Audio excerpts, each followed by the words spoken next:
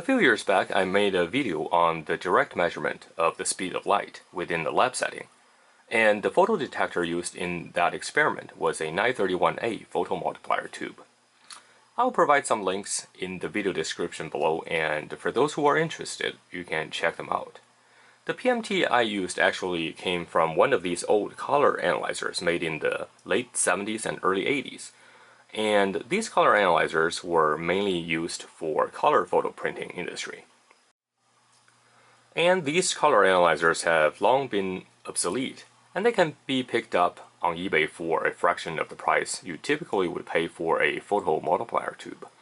And I just happened to bid on another one of these recently for about $10, shipping included. So this one is actually a PM1A instead of the PM2L I did my experiment with before. But I think they're probably quite similar inside. And the main difference is that this one I have here has a much more compact design and presumably was a cheaper version compared to the PM2L. So how these color analyzers work, in principle, is quite simple. As you can see, here we have different filter selections to allow different color of light to pass through the window of the detector. Basically, you put a known reference color, typically skin tone, in front of the sensing window here, and adjust each of the channels gain so that the meter is nulled out in the middle. And then you place your sample image in front of the sensor again, and turn on the analyzer. The analyzer will show you how far off from a specific color when you cycle through the blue, yellow, pink filters again. So nowadays, the same can be achieved easily with a RGB color sensor instead of using this photomultiplier. By the way, I thought I'd show you some of the marketing blurbs in the original manual. And as I highlighted here, to ensure long maintenance-free component life, along with the highest possible degree of accuracy and reliability, the Beseler PM1A uses solid-state circuitry. Only the finest components are used in its manufacture, and each component is individually inspected to ensure compliance with all aspects of Beseler's stringent quality assurance program established for this product. So it sounds like, the construction quality is top-notch here. So we'll open it up and see what's inside. So let's first open up the main unit, and this one actually has the photomultiplier tube case attached. So this is the sensor head. We will take care of this later. But for now, let me cut the these cable ties so we can easily move them around. Oh, I forgot to show you guys how this thing actually works. Before I take it apart, let me just first show you this thing in action. So basically, this is actually very simple. Let's turn it on. I actually have it just plugged it in. So once you turn it on, you can, here is the sensor head. So let me move that in a little bit. So basically the idea is we cycle through this color filter, and at each point we have referenced the color. In this case, it's just wide open to the light.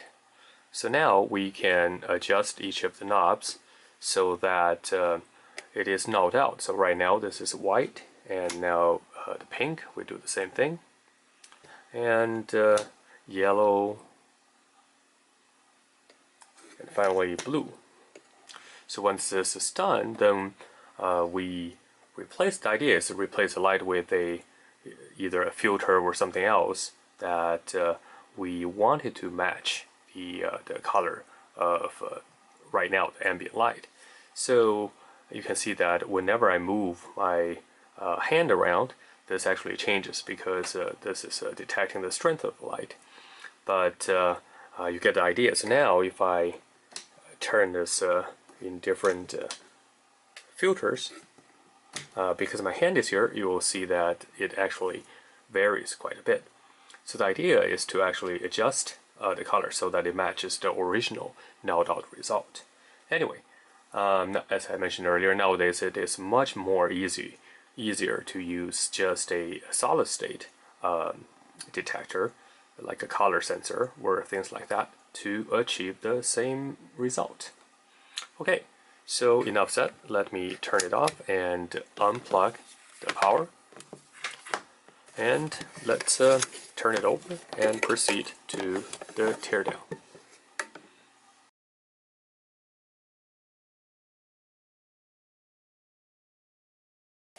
Okay, so now I have removed the screws, and we should be able to, in principle, pop this one open. We might need to remove all the knobs first. Oops, that one just popped up.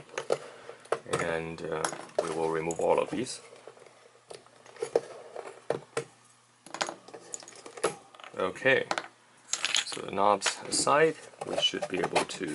Oh, actually, I did not have to remove the knobs first.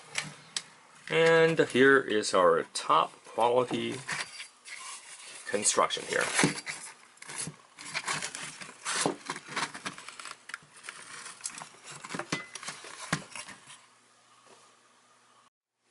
And if I remember correctly, this actually looks pretty much more or less the same as the larger PM2L version that I did a teardown with earlier.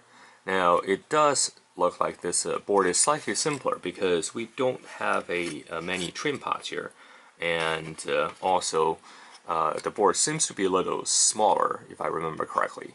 And I'll attach a photo of the PM2L one that I did a teardown with earlier to in this video, so you can do a visual comparison yourself.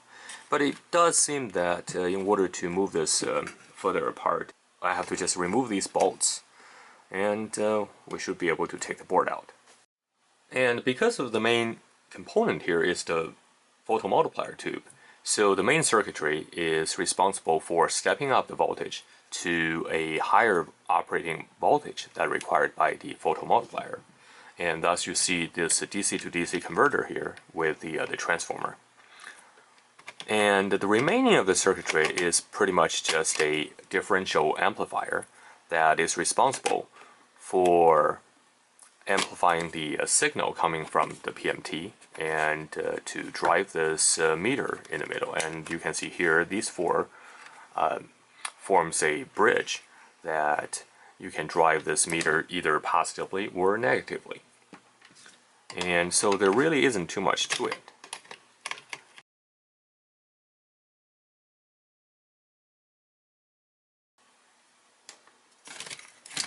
And now we should be able to take out this board. And I don't know about you, but I certainly wouldn't call this top-notch quality by today's standard, but back then it may be one of the best quality product, as mentioned in the manual here. And we have some kind of cardboard here to make sure that this thing does not touch the front panel. And also we have this insulator piece of paper-ish material for that purpose as well. And as you can see, the circuit board is pretty much hand-drawn. I'm talking about the PCB here, and which is quite common practice back then. And these adjustment potentiometers, let's see, okay, so they're just mounted right on the PCB, and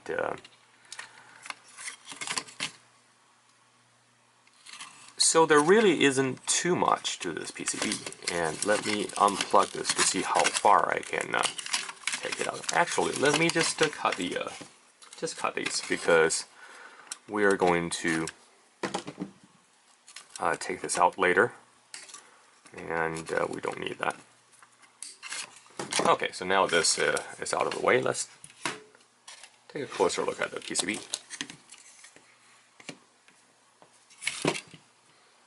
And as I mentioned, this PM1A is a lower cost version of the PM2L I had earlier, And you can see that because this board is smaller and has less components, and probably more importantly is it doesn't have a power transformer.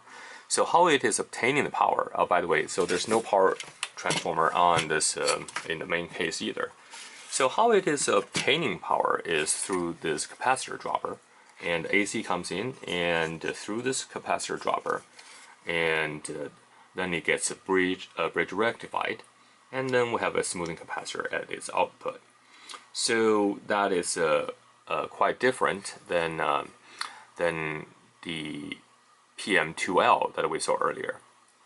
And so by the arrangement of these connectors, you probably will not pass today's standard, because you have the mains power coming in through these connectors, and then you have the signal connectors coming out of this, and there's no isolation and everything is on the same connector. So clearly that's not a very safe design, but back then there was no regulation on these things, so that was perfectly acceptable back then. And then we have this step up converter portion, and what is that transistor use? Is a 2N303053. So that's a metal can transistor there.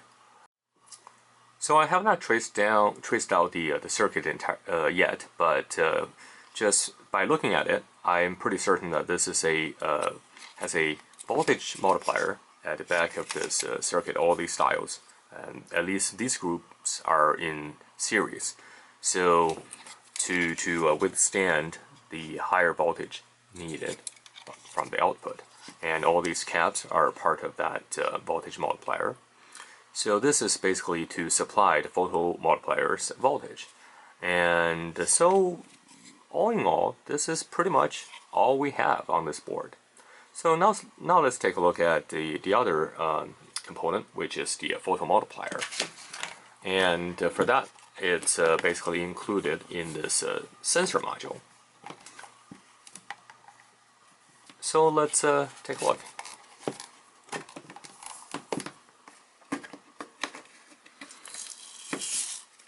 So this is quite nasty stuff. Not quite sure what the material is used here, but this is really sticky and it's just not very pleasant to work with. But inside again we have some flathead screws, so we can take them out.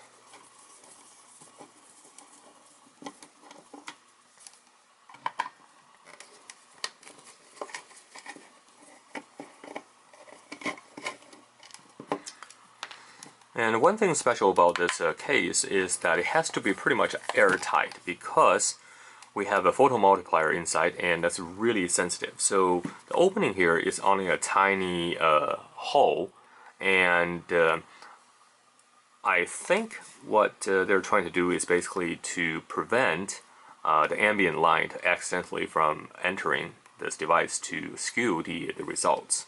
Now, from the operating manual, you can see that this whole thing has to be operated in a dark room where ambient lighting is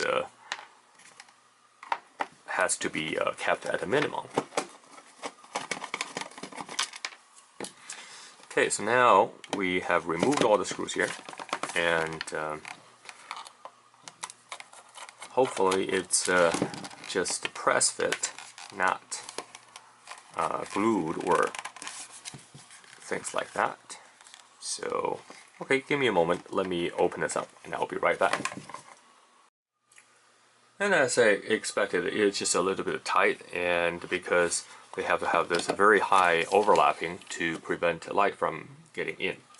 Anyway, so here we have this photomultiplier tube, and the voltage divider for the high voltage is right soldered at the bottom of the tube, and tube socket rather.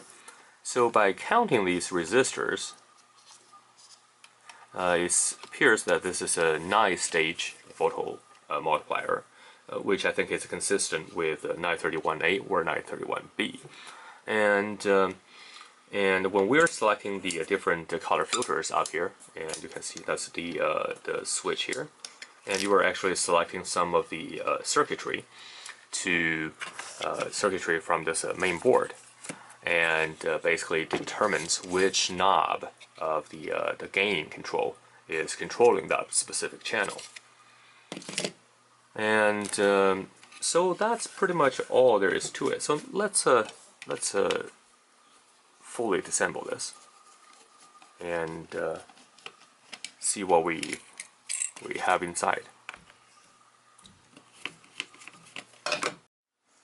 And here's our RCA photomultiplier tube, and here is the window from which the light, the incident light, goes in from here. And inside, you can see that the diode arrangement is such that the light would be bouncing across all the 9 stages till the signal gets sufficiently amplified and outputted from one of the pins here. And that's pretty much how the photomultiplier tube works. And here specifically, this is a RCA 931A. And interestingly enough, if you look at the spectral response curve for RCA 31A, it actually does not cover some of the visible light range. And you can see that the peak response is somewhere in the ultraviolet to the blue region, and the response quickly drops as it shifts towards the redder region. So the circuit probably has some kind of compensation inside built in, so that it would magnify the signal more towards the red region as opposed to the blue region. So anyway, I hope you enjoyed the video, and I hope you learned something new. And it's certainly a good kit to pick up from eBay and to do experiment with. If you like the video, please give it a big thumbs up, and do remember to share, like, and I will catch up with you next time.